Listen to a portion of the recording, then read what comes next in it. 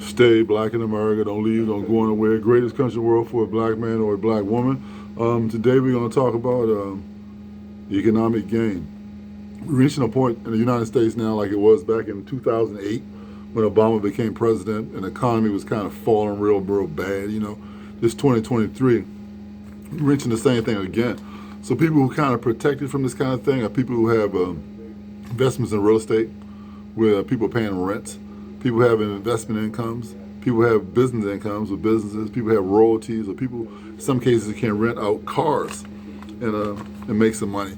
People are going to be hit hard. Are going to be people who have those mortgages that can rise. You agreed on a mortgage at maybe 3%, but within a small print it said that if the interest rates are raised by the Fed, then your rates get raised as well. So some people went from paying $1,500 a month to $3,000 a month. A lot of people are going to lose properties and walk away from homes because they're not going to be able to stay in them. Another thing is having people who have been working remotely. Corporations all of a sudden now want those remote workers to start coming back in office. So if you decide to work in New York City, but you're remote in South Carolina, living a good life, and then you got to come back to New York City and work at home you got in South Carolina, maybe you can't afford to stay there, because then you go from someone trying to be a homeowner, to being a renter again, back in that big expensive New York City. So, ways to how do we be successful in this? Even home builders who build homes between $600,000 and $500,000 homes are having a big slump, not making any money because there haven't been any calls for those expensive homes. But homes markets which are still booming are the $200,000 and below. These are homes you can try to get in and own. Get in and own these houses. Hopefully, you can get in and own these houses and pay for them and truly become the owner and not not paying a mortgage company or somebody like that. And all these homes that the mortgage companies are going to foreclose on because they can't pay the mortgages, turn into REOs. Most time these REOs are a result of foreclosures went to auction and they're still sitting on the market. Nobody bought them because foreclosures usually are not what they used to be. The bank will have a foreclosure. When we give you a discount, still try to sell it for exactly the same thing. More than likely, you got a house that need renovating and work done to it, but you sell it to the same price as you can buy it on the open market, not really giving you a deal. So foreclosure is really a thing in the future. REOs are what they are, and most of the time, they'll make deals with cash buyers. So we're talking about this is when the Bible says the rich get richer and the poor get poor. This is another time in history when this is going to happen again, a restructuring of things to say. So if you're caught in this kind of situation, I guess you can try to do the R&Bs or try to rent it out, but depending on what kind of spot you're at. If you try to rent it out yourself, maybe get a rental company to do so for you. If you got to relocate back someplace else because you're a remote worker, it's going to be it's a different thing for black folks again for white folks, because black folks usually took out those horrible loans. Black folks usually always at the bottom of the totem pole. We got our percentages that rise at the top as well. But whatever type of thing you're in, remember, you made it through 2008. You'll make it to 2023. Same type of situation. A lot of people who are on Section H or welfare, they're not going to see too much change in their life at all. It'll pretty much be the same because the government's been taking care of you anyway. So they'll just continue to take care of you. It's the other people that are fluctuating around it. The other people in the sub-low middle income. Those are the ones you're going to probably try to force them to be dependent upon someone to take care of them as well. So I always say you always try to have 3 streams of income. Some people say 5, I say 3. Some people only think they're supposed to have 1. But you got these things out there where you got these Door Dashes, you got these Lyfts, you got Uber Lyfts, Uber Eats, you got all kind of companies that are letting you drive for them, deliver food to people. You got some people who be in these pockets where they got plenty of money. They might order some food that costs $10 and pay $20 to get it because they got the money like that. So you got to get in those kind of situations where you're delivering food, where you're taking people rides, places like cabs do. Because cabs in the 90s were hard on black folks, but then you got all these ride services. You don't even need cabs anymore. You can pick your phone up, download the app, and then you can have somebody come pick you up, and they pay automatically through whatever's in your account. Get involved in all those kind of things, man. So you're service driven, taking food to places, picking them up. They got new things where you picking kids up and taking them someplace, or old people taking them to someplace where you even make more money. So getting all those kind of services like that, man, just constantly keep working hard, work your way through it. And if possible, try to invest in those homes that are $200,000 and below.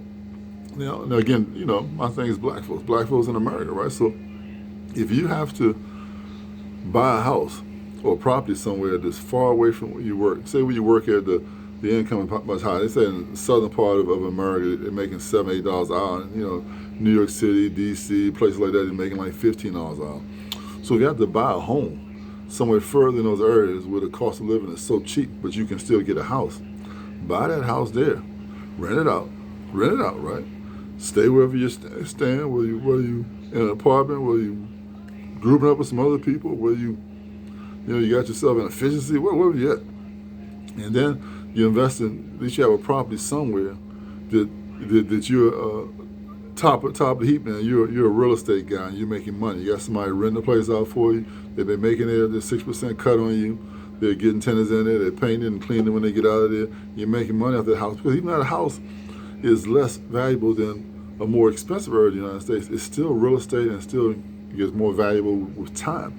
And that way, you're still building up your rental portfolio, and you're still becoming wealthy in America just at a little slower rate. Better a slower rate than no rate at all.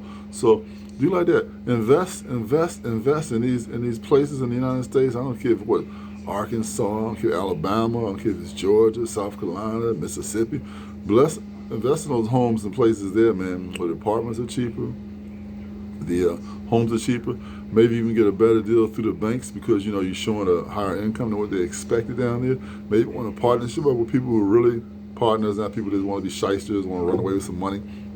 This is time for a certain segment of Black America to bounce up and rise up again, not fall down before the cracks, but bounce up and think of things a different way. Don't think of things, well, something's 400, 500 miles from me. Think of something that's 600 miles. I can make money off those places. I'm a landlord there. I might not be a landlord where I am, but I'm a landlord there, and I'm making money there. Money coming like rent, just like the way you stay here. I say is rental properties, which is real estate, or some kind of investment money that's coming to you, or if you got an actual business that's making money, or royalties.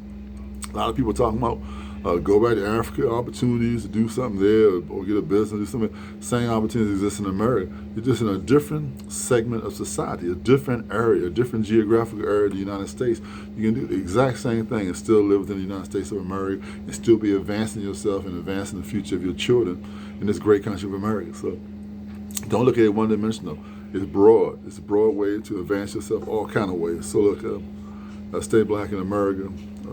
Don't panic, because it says that white people say whenever you're fearful, it's opportunity for them. And even Warren Buffett said that in some economies you got to be greedy. So a lot of people are going to be greedy. Again, the rich are going to get richer and the poor are going to get poor. But make it an avenue in which you can make yourself wealthier than you presently are, and diversify yourself with having things in other parts of the country. You're still going to have your insurance on the place. You're still going to have your name deed on the place. You're going to find a maintenance company going to take care of the obligations you can't because you're so far away. Split that money and still rise in America. Still, the American dream is still here and alive, and even open up some businesses in other places. Have somebody running for you, have your name or franchise yourself out. Have different stores and names other places. Things you have opportunity in the southern parts of New York City, expensive as crap. Find an opportunity somewhere else. Find that segment of people that's going to cater to you. Just like if you're a barber or a beauty shop, I don't care where you are. So you're going to have Black customers going to cater to you because they like the way you fix the hair. They're going to cater you. Get that nice clean haircut. They're going to cater you. They're going to spend big money to get that done.